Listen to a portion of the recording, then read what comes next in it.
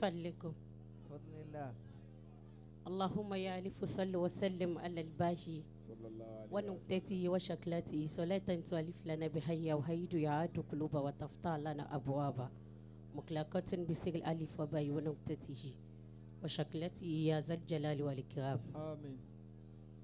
موكي كالي ولومي مولانا الشيخ الحاج أبو بكر الصديق بلو Ayepe kọlọ́n jàre pé mo kí bàbá wa ìyẹn àsìlò ìkàlẹ̀ Mọ̀lánà kọlọ́n jàre pé mo kí kalẹ̀ gbogbo àwọn ẹni Ọlọ́run kọlọ́n jàre pé olóríire tó ń bẹ ń bí dákúbá yín òbú ànábì Muhammadu sallallahu alayhi wa sallam. alákọ̀ọ́kọ́ nìyẹn báyìí òbú ànábì Muhammadu sallallahu alayhi wa sallam. salamu ala musni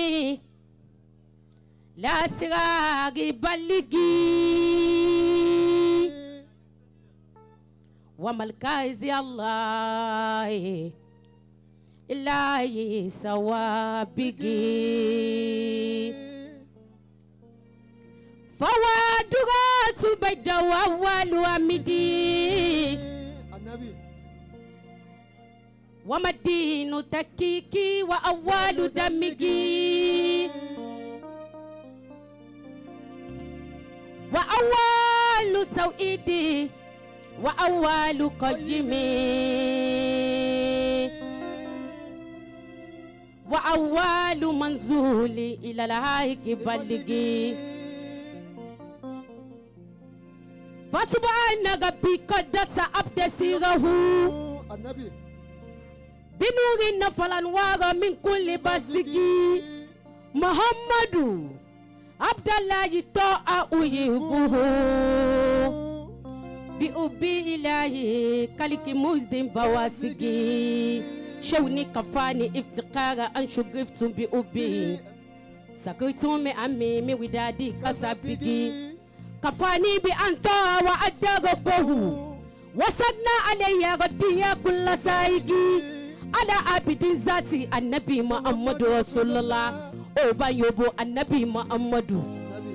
على عبد ذاتي مكرب دائما صلاة وتسليم وديدا وواسقي شوني سويت رسول الله توأ مشفع لدى العك من كسر دلالات ساسا فقد شت شمل كفر مسات ربه يا بابا ونور الكلك فأنت شاشا أعوذ برب الكلك وأمري أنا بأن يركن الدين يوم تصدع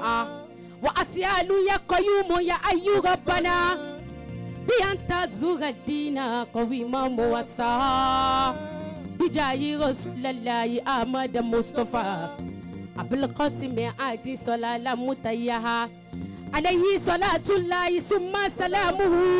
صلاة بأزل العبد دار تمتها عليه صلاة الله ثم سلامه صلاة بأزل العبد كريما منزها عليه صلاة الله ثم سلامه صلاة بأزل العبد دار منزها عليه صلاة الله ثم سلامه صلاة بأزل العبد كريما منزها شوني رسول إلهي عالمين تعالى كمان قال الشيخ إبراهيم أو بان يوبو شيخ Al-Monsury wọn yóò bó ṣéwù Ibrahim bí ó bá yóò bó ṣéwù Ibrahim kamwali likọjá fani guba siniwi waraani ṣéwù ní rasula ilahi alamina ta'ala kadimu kanada ya rasulu ta'ala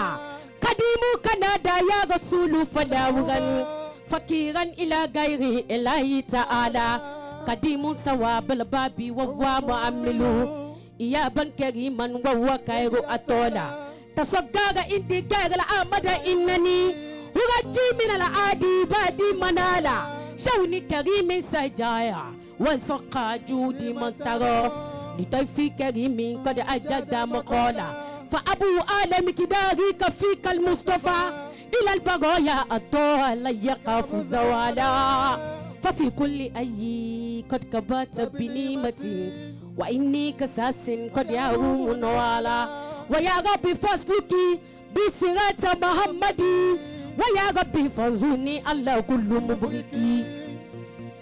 ويا ربي أكدنا وبصير قلوبنا وسابي وأبابي وكل موافقي بجاه النبي آكس ما سأبي عليه صلاة دائما لم تفتكي ألوف لكالك مالوف صفي الله برهام لا أنت لإذنمي كل ما أوفل غوز برهام إنياس ألوف لكالك مالوف صفي الله برهام لا أنت لإذنمي كل ما أوفل غوز برهام إنياس وشو من صداك يا ذلك الكبار إلى ولك الكيها توكت مام الكون برأو مهياس إمام لأولياء كلها بهذا الوقت برهامو بوز لأيكوا تاكيك والإرفان برأو مهياس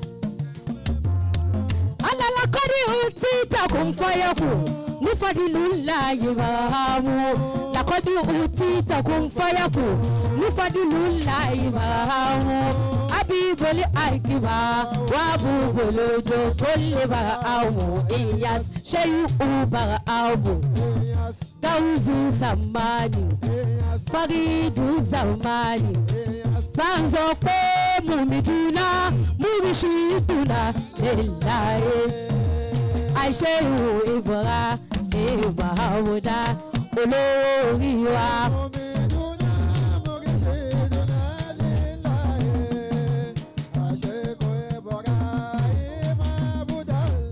mo dárúkọ olówó wa lọ́wọ́ wá jòkó ìbáyọ̀bọ̀ olówó wa múmídùnà múrísídùnà lẹ́láyé múmídùnà múrísídùnà lẹ́láyé. àìṣehu ìbọ̀ra ìbà àwòdà olówó orí wa múmídùnà Cisse dùnà lẹ́láyé.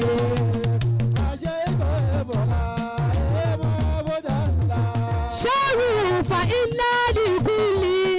àwòlíyájì kára àwòmọ̀ta fa iná lìkúlì àwòlíyájì wìláyàtà fa iná lìkúlì àwòlíyájì jàmàlàtà karamatu ìbúra ìmọ̀ àlàwà àmújàdù Cisse múrísídùnà lẹ́láyé.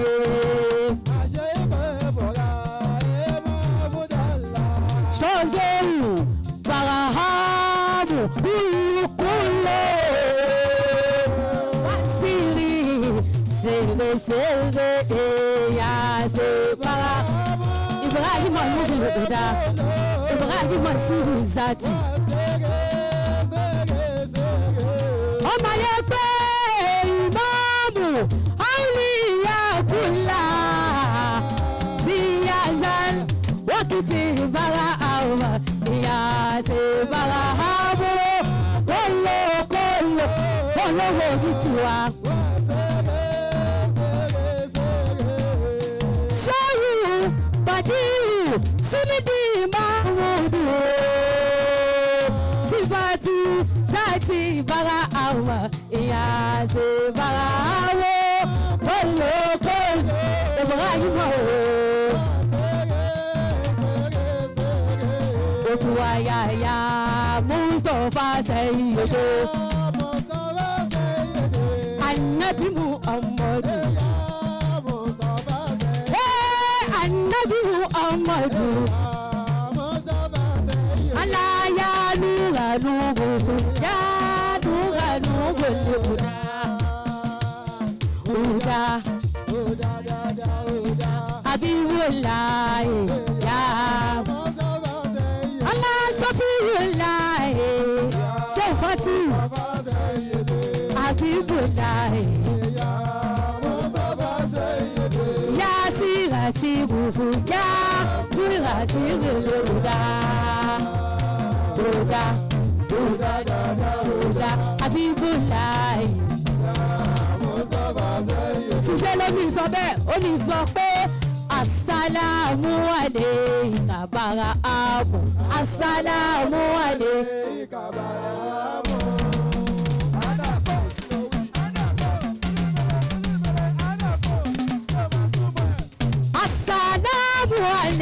barawo. Allah mumitu na murishidu na Sheikh barawo. Rabbi na wasilata na gauzu barawo. Wala ni yakadirihi wa mikidara.